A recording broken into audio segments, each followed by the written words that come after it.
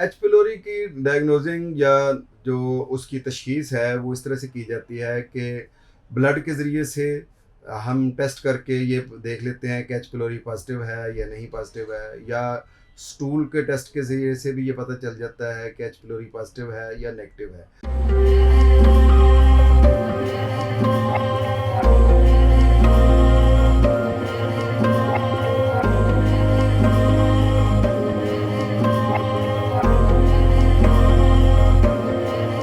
औज़ुबिल्लाहिमिनश्शैतानिर्रजीम बिस्मिल्लाहिर्रहमानिर्रहीम।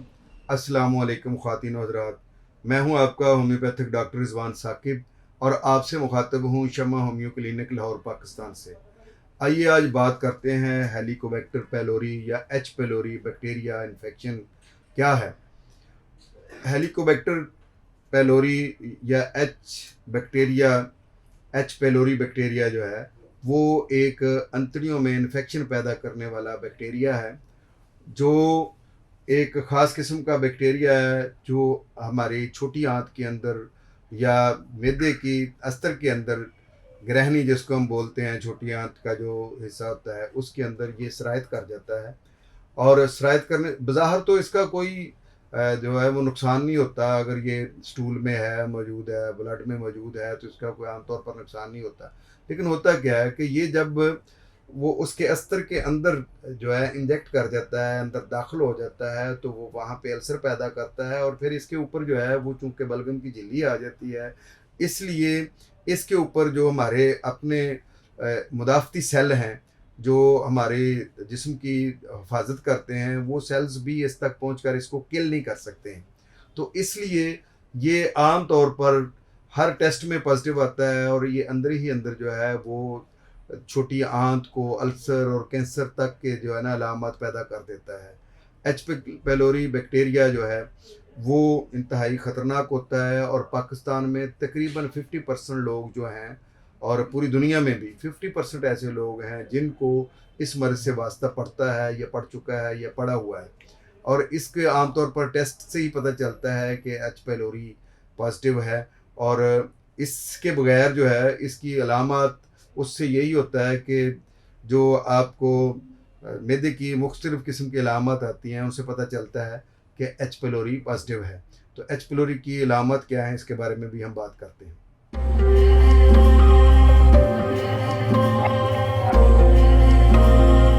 अब बात करते हैं हम कि एच पेलोरी के सिम्टम्स क्या हैं या अलामत क्या हैं। तो इसके लिए ये है कि इसकी मैदे की ही तमाम अलामत होती हैं, जैसे अ, खाने के ही डकार आना, खाने की ही कै आना। अगर हम ईसोफेगस से इसको शुरू करें कि जब एच पिलोरी जिस पेशेंट को पॉजिटिव होता है तो उसमें ये चीज़ें पैदा होती हैं। बर्निंग पेन होती है ईसोफेगस के अंदर, ये मैदे के मुंह पर जलन या हार्ट बर्निंग जिसको हम कहते हैं, ये इस तरह की अलामत होती हैं। स्ट्रेस है, एनजाइटी है और थकावट है, हल्का बुखार है। ये चीज़ें ख़ास तौर पर मैदे की अलामत के साथ साथ जो है वो चीज़ें पैदा होती हैं।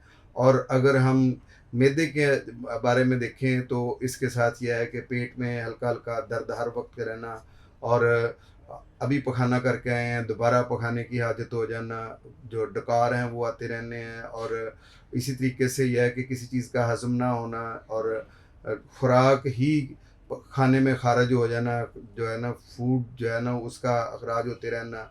और इसके अलावा अंतड़ियाँ जो हैं उनमें दर्द होना और अंतड़ियों की स्वेलिंग का होना, पेट में दर्द के साथ जो है वो मरोड़ सा उठना, और फिर यह है कि अफारा रहना। ये चीज़ें आम तौर पर एच पिलोरी में देखने में आती हैं। और एच पिलोरी का पेशेंट जो है वो मतली होती है, उसको बाज़ दफ़ा कह भी आती है और वो आहिस्ता आहिस्ता कमज़ोर से कमज़ोर होता चला जाता है, एनेमिक हो जाता है। और यहाँ तक बात पहुँच जाती है कि मैदे का अल्सर हो जाता है। मैदे के अल्सर के बाद एच पिलोरी जो है उसकी इन्फेक्शन अगर बढ़ती चली जाए तो मैदे के कैंसर का या अंतड़ियों के कैंसर का मसला भी बनता है। एच पिलोरी चूँकि जो है वो छोटी आंत में ज़्यादातर नुकसान पहुँचाती है, इसलिए छोटी आंत का कैंसर जिसको हम जो है ग्रहणी का कैंसर भी कहते हैं वो भी हो सकता है। और इसके अलावा एक मर्ज़ होता है संग्रहणी, जिसमें जो है वो पखाने पे कंट्रोल ही नहीं होता और या पखाने कभी रुकते ही नहीं हैं। इस तरह का मसला जो होता है संग्रहणी टाइप का, वो भी जो है वो एच पिलोरी की वजह से हो सकता है। और एच पिलोरी की वजह से बुखार रह सकता है, और दूसरे अमराज भी जो हैं वो एच पिलोरी की वजह से जल्दी बंदे को लगते हैं, क्योंकि इम्यून सिस्टम जो है वो मुतासर हो चुका होता है। तो इस वजह से जो है एच पिलोरी के ये अगर आपके अंदर सिम्टम्स मौजूद हैं तो आपको इसका होम्योपैथिक ट्रीटमेंट करवाना चाहिए।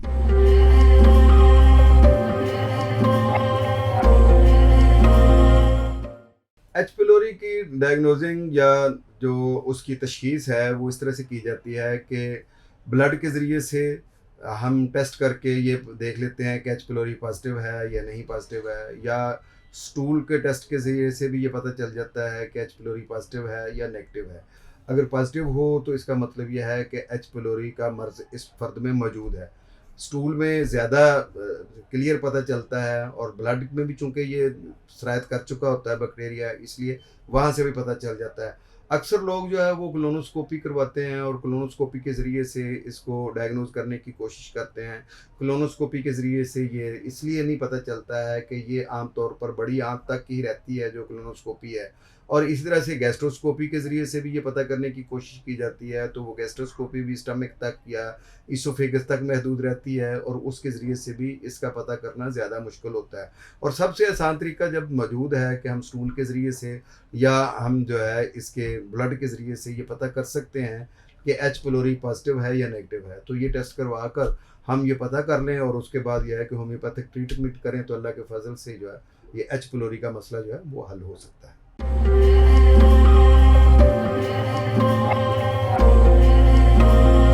एच पिलोरी के अगर हम काज़ज़ पे या असबाब पे बात करें तो इसका सबब मैन टू मैन इन्फेक्शन है। बैक्टीरिया आम तौर पर जो है एक फ़र्द से दूसरे फ़र्द को मुंतकिल होता है, उसके पखाने से, उसके थूक से, उसके खून से या उसकी जूठ से ये दूसरे फ़र्द को मुंतकिल हो सकता है। पब्लिक टॉयलेट यूज़ करने से आपको लग सकता है।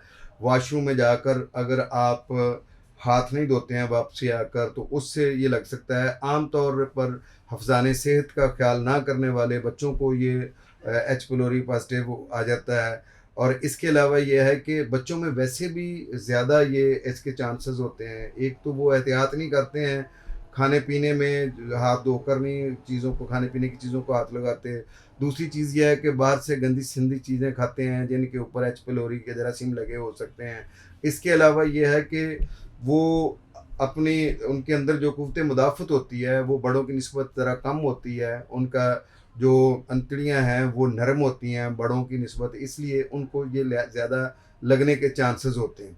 इसलिए बच्चों को ख़ास तौर पर एच पिलोरी से बचने के लिए एहतियात करनी चाहिए। ख़ास तौर पर फैमिली के एक मेंबर को अगर एच पिलोरी है, पॉजिटिव है, तो दूसरे लोग उससे एहतियात करें, और बच्चे तो और ज़्यादा एहतियात करें, ताकि ये है कि ये उससे इन लोगों को मुंतकिल ना हो।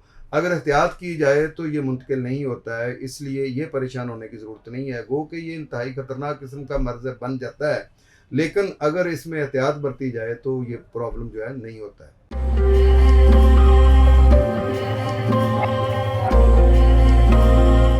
अब बात करते हैं एच पिलोरी का ट्रीटमेंट क्या है, इसका होम्योपैथी में क्या इलाज मुमकिन है या नहीं। तो होम्योपैथी में 100% इसका इलाज मुमकिन है, लेकिन इसके लिए आपको बड़ी मेहनत से इसका इलाज करवाना पड़ेगा, क्योंकि एच पिलोरी जब एक दफ़ा पॉजिटिव हो जाता है तो उसको नेगेटिव करने के लिए बहुत पापड़ बेलने पड़ते हैं। तो इसके लिए ये है कि आप किसी अच्छे होम्योपैथिक मुआलिज से रब्ता करें, वो आपकी पूरी फैमिली हिस्ट्री ले, आपकी अपनी हिस्ट्री ले, उसके बाद जो है इसकी टेस्ट जो उसको रिकमेंड करे वो करवाएं आप, और उसके मुताबिक जो है आप मेडिसिन यूज़ करें, तो अल्लाह के फ़ज़ल से इससे निजात मिल सकती है। जैसे एक होम्योपैथिक डॉक्टर जो है वो आपकी पूरी हिस्ट्री लेकर ये देख सकता है कि आपको ये चूँकि मर्ज़ क्रॉनिक मर्ज़ है, तो इसमें कौन-सा मियाज़म जो है इस मर्ज़ में इलाज में रुकावट बन रहा है। तो उस मियाज़म की एंटी मियाज़मेटिक जो मेडिसिन है वो तजवीज़ करेगा सबसे पहले, और 15 दिन के बाद वो आपको एक आध एंटी मियाज़मेटिक डोज़ देता रहेगा। जैसे कुछ मरीज़ों को मेडोरिनम दी जा सकती है, कुछ मरीज़ों के लिए सफ़लीनियम हो सकती है, कुछ लोगों के ट्यूबरकुलोनियम हो सकती है, कुछ मरीज़ों के लिए सफ़लेनियम हो सकती है। इस तरीके से मुख्तलिफ़ जो मियाज़मेटिक मेडिसिन है उनमें से जो कि जिस मरीज़ की वो मियाज़म जो रुकावट बना हुआ है अलामात के मुताबिक, वो एक डोज़ जो है हर 15 दिन के बाद वो देगा। और साथ जो है वो आपके सिम्पटम्स के मुताबिक जो आपके सिम्पटम्स से मेडिसिन मैच कर रही है वो देगा, जिसके ज़रिए से आप शिफायाब होंगे। जैसे अगर आपको बहुत ज़्यादा डकार आते हैं, बहुत ज़्यादा नकाहत है, जिस्म ठंडा रहता है, तो वो आपको कार्बोविज देगा। इसी तरीके से अगर आपको अभी पखाना करके आए हैं, दोबारा पखाने की हाजत हो रही है और बार-बार पखाने आ रहे हैं और आपका दिल चाहता है कि मैं मुरगन चीज़ें खाऊँ, बीपी हाई हो जाता है, गुस्सा जल्दी आ जाता है, तो इसके लिए नक्स वमीका बहुत अच्छी मेडिसिन है, इसके ज़रिए से इलाज किया जा सकता है एच पिलोरी का। और अगर आपके ये सिम्पटम्स हैं कि पेट के निचले हिस्से में दर्द रहता है और ठंडक का एहसास होता है, तो इसके लिए आपको गैस है मैदे में और चीज़ें हज़म नहीं होती हैं, तो लाइकोपोडियम बहुत अच्छी मेडिसिन है। ख़ास तौर पर शाम 4 बजे से रात 8 बजे तक अगर अलामात में ज़्यादती होती है तो एच पिलोरी की अलामात में, तो ये मेडिसिन बहुत अच्छी है। इसके अलावा अगर पेट में कीड़ों की हिस्ट्री थी और उसके बाद एच पिलोरी जो है ना वो हो गया है, तो आप साइना 30 जो है डॉक्टर के मशवरे से ले सकते हैं, वो बड़ी अच्छा काम करती है इस चीज़ में। अगर नाभ के इर्द-गिर्द पूरे पेट में दर्द हो रहा है और साथ एच पिलोरी पॉजिटिव है, तो आप चाइना 30 में आप दिन में 4 दफ़ा ले सकते हैं, उससे जो है आराम आ जाता है। होम्योपैथी की बेशुमार अद्वियात हैं जिनको हम एच पिलोरी के लिए इस्तेमाल कर सकते हैं, लेकिन बात वही है जो मैं पहले भी शुरू में भी अक्सर अपनी वीडियोज़ में बता चुका हूँ कि अगर आप एक होम्योपैथ डॉक्टर हैं, तो आप ये समझें कि जैसे आप एक चाबी साज़ हैं जिसके पास बहुत सारी चाबियों के गुच्छे हैं, गुच्छा है और आपने किसी एक ताले को खोलना है, तो आप उस गुच्छे में से वो चाबी ढूँढकर जो है ना उस ताले को लगाएँगे, जिसके दंदाने उसके लाक के बिल्कुल बराबर हैं। अगर उसका एक दाना भी आगे पीछे है, तो वो अगर चाबी को घुमाएँगे लॉक के अंदर, तो लॉक नहीं खुलेगा।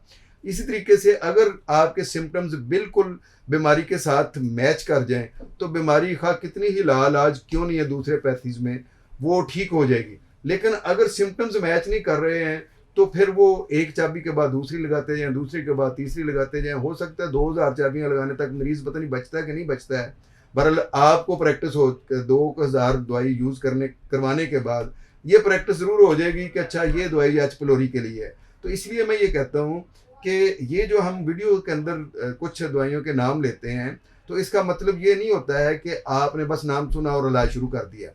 इसके लिए ये है कि अगर आप पेशेंट हैं तो आप किसी अच्छे होम्योपैथ डॉक्टर के पास जाएँ और अगर आप अभी होम्योपैथिक यंग डॉक्टर हैं, तो आप अच्छे तरीके से मटीरिया मेडिका से पहले उन अद्वियात का डीपली मुताला करें, जो मेडिसिन जो है वो यहाँ पे आपको बताई जा रही हैं। और इसके बाद अगर कोई पेशेंट के साथ मैच कर रही है कोई मेडिसिन, तो उस मेडिसिन का डिटेल से मुताला करें और अगर वो मेडिसिन बिल्कुल मैच कर रही है, तो आप उसको बेधड़क दें। अल्लाह के फजल से बीमारी कोई भी क्यों नहीं है, वो ठीक हो जाती है। एच पिलोरी तो मसला ही नहीं है, होम्योपैथी के ज़रिए से ठीक करना कोई ऐसा मसला नहीं है। अल्लाह के फजल से ये बिल्कुल टेस्ट नेगेटिव आ सकता है अगर अकॉर्डिंग टू सिम्पटम मेडिसिन दी जाए।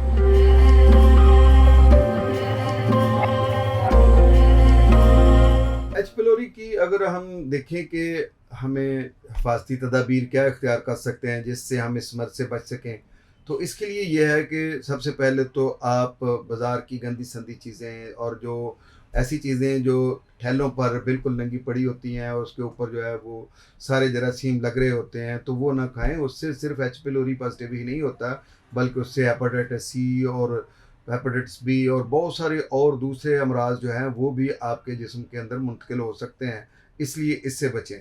दूसरी चीज़ यह है कि वाशरूम जाते हुए भी अपने हाथ धोएं और वॉशरूम से आकर भी अपने हाथ धोएं, ये बहुत ज़रूरी है। इसके ज़रिए से आप एच पिलोरी से बच सकते हैं और अपनी सफाई का ख्याल रखें, वॉशरूम की सफाई का ख्याल रखें और उल्टा ना सोएं। रात को वक्त से पहले खाना खाएं, ये नहीं है कि फ़ौरन सोने से पहले खाना खा लिया है। हर खाने से कोई आधा घंटा पहले पानी का एक गिलास पी लें और खाने के कोई आधा पौना घंटा बाद तक पानी ना पिएं, ताकि जो एसिड्स हैं वो अच्छे तरीके से आपके जो मैदे में मौजूद हैं वो खाने को हज़म करें। और उस तरीके से ये है कि एच पिलोरी के जो पेशेंट हैं उनको वैसे भूखा नहीं रहना चाहिए। ज़्यादा देर तक वो भूखे रहेंगे तो उससे जो उनका अल्सर है बन चुका है वहाँ पे स्मॉल इंटेस्टाइन में, वो उनको ज़हनी परेशानी पैदा करेगा। और एच पिलोरी के पेशेंट्स को टेंशन फ्री रहना चाहिए। गो कि ये कहना बड़ा आसान है कि टेंशन फ्री रहें, लेकिन ये करना बहुत मुश्किल है। इसके लिए बहुत सारे ऐसे तरीके हैं जो उनको अपनाकर आप टेंशन फ्री रह सकते हैं।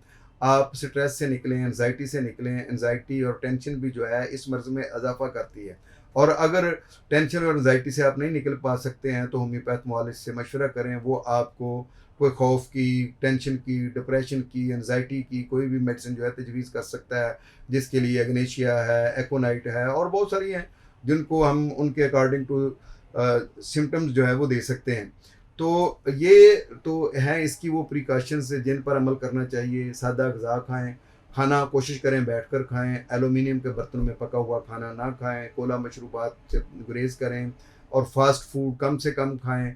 और ये जो आजकल हमारे घरों में एल्युमिनियम या सिल्वर स्टील के बर्तन जिनमें ख़ास तौर पर जो है ना खूब चम्मच जो है ना वो फेर-फेर कर उसको पकाया जाता है, तो उससे वो घिस-घिस कर वो जो एल्युमिनियम है आपके पेट में जाता है, तो वो अंतड़ियों को कमज़ोर कर देता है, जिसकी वजह से ये है आपको ये मैदे का अल्सर हो सकता है, मैदे का कैंसर हो सकता है, एच पीलोरी पॉज़िटिव हो सकता है, अंतड़ियाँ कमज़ोर होने की वजह से और कई किस्म की बीमारियाँ जो हैं वो लग सकती हैं। तो इससे बचने के लिए ये है कि आप मिट्टी के बर्तन में या प्योर स्टील के बर्तन में खानों को पकाएँ और उसी में खाएँ। शादी ब्याह के खानों में अगर आप समझ रहे हैं कि परहेज़ी खाना आपको नहीं मिल सकता है तो उसको ना खाएँ। अब ब्रायलर से भी कोशिश करें कि अगर आप एच पिलोरी के पेशेंट बन चुके हैं तो परहेज़ करें। इसके अलावा सुर्ख मिर्च और तेज़ मसाला जात जो हैं उनसे परहेज़ करें। एच पिलोरी के पेशेंट को दूध से भी परहेज़ करना चाहिए। दूध जो है वो भी जो इन जरासीम के लिए खुराक का काम देता है, तो आप उससे परहेज़ करें। हाँ, अलबत्ता एच पिलोरी के पेशेंट के लिए दही बहुत मुफ़ीद चीज़ है। आप दही को खाएँ तो दही से जो है ना ये एच पिलोरी को मिनिमाइज़ किया जा सकता है और खाने के साथ आप उसको इस्तेमाल कर सकते हैं। तो ये चंद एक परहेज़ें हैं जो हम करके एच पिलोरी को मैनेज कर सकते हैं या उसका इलाज कर सकते हैं। या जो लोग जो है वो एच पिलोरी के में मुब्तला नहीं है, लेकिन उनका घर का फ़र्द कोई या उनका कोई कोलीग जो है इसमें मुब्तला है, तो इन परहेज़ों के ज़रिए से वो एच पिलोरी से बच सकता है।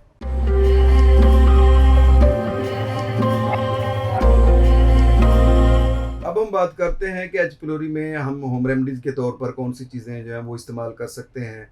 तो इसके लिए सबसे बेहतरीन चीज़ तो है कि आप दही का इस्तेमाल करें और दूध को बिल्कुल बंद कर दें। हर खाने के साथ थोड़ा-सा दही ज़रूर ले लें।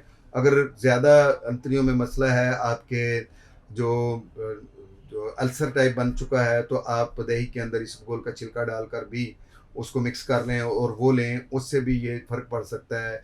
इसके अलावा सौंफ और मुलट्ठी जो है ये बहुत अच्छा इलाज है इसका सूप बनाकर इसको आप 2 दिन में 2 या 3 दफ़ा जो है वो ले सकते हैं। तो इसके ज़रिए से भी एच पिलोरी को जो है वो मिनिमाइज़ किया जा सकता है। होम रेमेडीज़ में सबसे ज़्यादा जो अहम चीज़ वो ये है कि आप दूध को बंद कर दें मुकम्मल तौर पर, और दूध की बल्कि हर बनी हुई चीज़ को, दूध की तमाम प्रोडक्ट्स को जो है वो बंद कर दें और दही से बनी हुई तमाम प्रोडक्ट्स जो हैं वो आप खाएँ और साफ़-सुथरे खाने खाएँ और जो है सुर्ख़ मिर्च, तेज़ मिर्च, मसाला जात जो हैं उससे परहेज़ करें, तो अल्लाह के फ़ज़ल से ये एच पिलोरी जो है इसको मैनेज किया जा सकता है। बहुत शुक्रिया, अल्लाह हाफ़िज़, अस्सलामु अलैकुम।